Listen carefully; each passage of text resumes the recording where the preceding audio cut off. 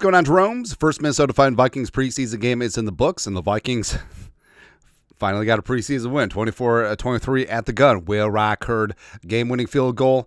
First preseason game won since 1876, approximately. But of course, preseason. But I love the way that the Vikings collectively sacked up in the second half, got after things, and put a crooked number in the win column. So it's good to see. But of course, that's right. Season is back, so we got winners and losers from the game that was. So, winners. Long-ass list because it's preseason. A lot of people played. Number one, of course, is J.J. McCarthy. I mean, just dropping bombs, dropping dimes all over the place, recovering from the interception, throwing with confidence, throwing on time, on purpose, showing off the arm and range, and just... he checked the boxes with everything that you want him to be. 11-17 for a $188, 2 touchdowns, both deep shots, 1 pick, which he rebounded from, and a 116.8 quarterback rating. It was a very good debut for a guy who's having a very good training camp, as well as is exceeding expectations. And I think that I do think that Darnold is still going to start week 1. I don't think that Sam Darnold is a mortal lock to start the entire season. I think McCarthy's just been that good, right? And I know what you're saying, well, it's preseason. But if he had struggled, it would have been like, aha, told you. But since he did well in preseason, you can just be like, just move the goalpost. Go ahead. Also, Diamond Dallas Turner, that was a lot of fun, man. A lot of fun. And we've said that, McCarthy gets all the attention, but Turner's going to be an extreme value at number 17 overall, and a guy who I think is going to be defensive rookie of the year. And I think that he's going to contribute early and often on this defense, because all of the talk about, hey, maybe he'll just play on passing downs, that's out the window. He's going to be a 3-down player for the Vikings by hook or by crook. Flores will find a way to use him, but got himself a sack on a money down, constant pressure, variety of moves as well. And Andres Pete was a competent NFL offensive lineman, and Diamond Dallas Turner made him look stupid, as well as Mumford and Sons as well. So Turner looked great. Bo Richter looked fantastic. Now, I was expecting one of the... So there's 3 solid UDFA edge rushers. Gabriel Murphy, injured, did not play. Owen Porter from Marshall, thought that he would have himself a good game. It was decent, but Bo Richter from Air Force, baby. So high motor all day long, constant and instant pressure was just a factor, man. 6 tackles, a sack, and 2 tackles for loss. Was consistently in the backfield and just wreaking havoc, man. So Bo Richter, have yourself a day. Levi Drake Rodriguez, that's right, senior sack.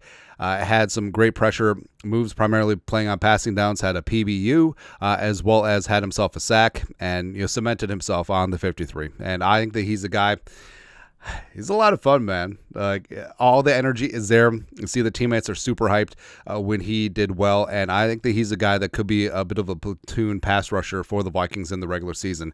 King Kenny Nwangu, so they didn't use him on kick return. They used McBride and Thayer Thomas, but Kenny's going to be back there during the regular season, but had himself a pretty good day on the ground. Now, pass blocking wise, same thing with Ty Chandler. But Kene, 5 carries for 52 yards, including that 48-yard touchdown.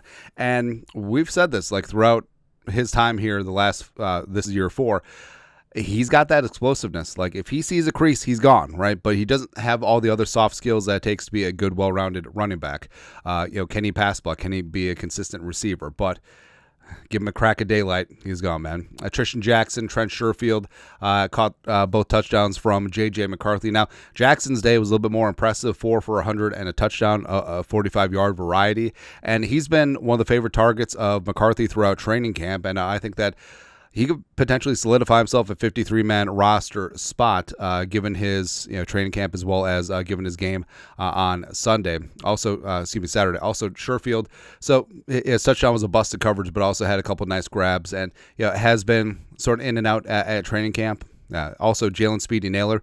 I think Naylor firmly establish himself as wide receiver 3, getting the de facto start with Jefferson sitting out the preseason. But Speedy was Darnold's favorite target on the opening drive. Also caught a nice ball from McCarthy when JJ first came in. So Speedy stays healthy, knock on all wood, I think that he would be a fantastic complement to Jefferson and Addison. Also, Sam Darnold was a winner on the day. It was only in for one drive, 4-8 for 59 yards. Vikings turned it over on downs down in the end zone area, but I think Darnold looked poised. Not everything went right because the sideline communicator went out, so he was over there just trying to get the play call in. Sometimes his protection was not great. Ty Chandler tried to sack him once also. He would have been 5 of 8 for a couple more yards, but Ty Chandler just had a really bad drop. Just not good, man. But Darnold, I understand why he is going to start. McCarthy, still a work in progress. McCarthy still hasn't shown it against the ones, but, I mean, Darnold better watch his back, man, during the regular season. And that sort of that sort of threat behind him could push him to play to the best of his abilities this year. Like, competition brings out the best in everyone. Will Riker. So Riker got his first field goal attempt blocked. Whatever. PATs are perfect. Also hit the game winner. And for so many, man, like, again, yes, it's preseason, but he could have missed it. He had a loud and proud U.S. Bank Stadium, even though a lot of fans had trickled out. But in a NFL game, he just made the game-winning kick. No muss, no fuss, no problem. Walter Rouse was pretty fantastic. 6th-round pick out of Oklahoma. A huge tackle. They've been working him left and right tackle. In the preseason game, is mainly right tackle, but sprung the Kinkenny touchdown. Also has size and gravity. Plus, I think that Walter Rouse, not Reichard. Although it would be impressive if Reichard became a starting right tackle, but Rouse, can be that swing tackle eventually, and maybe depending on what happens with Brian O'Neill, maybe he takes over on the right side. Him and Darrisaw long term, who knows? The secondary was kind of booty all day long, but thought that Caleb Evans was really good in run support. Bobby McCain had a pass broken up, also lit up one of the Raiders' backup tight ends. Good to see. And you'll see, like, McCain constantly, like, during training camp, put up a big player here or there. Veteran, been there, done that, got the T-shirt. I think that he could be a practice squad and then elevate him on game day type player. Or Familiar Flores could play safety and slot and do a lot of things. Also, Dwight McLaughlin looked really good in run support, as well as was solid in coverage. Plus, Jalen Redmond, UFL star, who was thrown out of practice the other day for starting a scuffle, but disruptive. Also made a nice stop up front, forced a field goal. The Vikings, the defensive line outside of Redmond and LDR, it's kind of rough, man. Kind of rough. So not so winners, not so much. So secondary in general, it's kind of rough. Now, you do have to take it with a grain of salt, because one thing that makes coverage look better is consistent and quick pressure on the quarterback. And Flores, obviously, sitting on things, not showing his best stuff, vanilla. But hopefully once the Vikings do get that consistent pass rush going, all of a sudden everything gets better, right? And also special teams. I mean, yes, you don't want to show your hand, you don't want to tip your hand in terms of the new kickoff rules or kickoff coverage, but just simple things like keeping your lanes, discipline, tackling, it just wasn't there. And also the field goal block, Michael Juergens let that one in, and also like punt coverage is sort of spotty. Just Coach Hatton definitely going to have plenty to chew the guys on, and get after it before the next 2 preseason games. Secondary wise, like we said, Byron Murphy. I mean, Jacoby Myers was just straight up handing Murphy his lunch. It's just rough out there. Theo Jackson, who's been great throughout camp, so led the team in tackles with 7, but I mean, he sort of lost in the soup a little bit in coverage as well. But like we said, part of that was maybe just dialing back of the pass rush and just really not bringing the blitz like Flores normally would. And then Ed Ingram. So I don't think that the guard competition is done, but I do think that Ingram and Brandel actually played pretty well. They're going to be given every opportunity to start. Ingram gave up some quick pressure on Darnold, and also he was still out there when J.J. McCarthy came in, maybe to get some more work. I don't know, man. But Ingram is not a lock to start at right guard, in my opinion. Michael Juergens, who...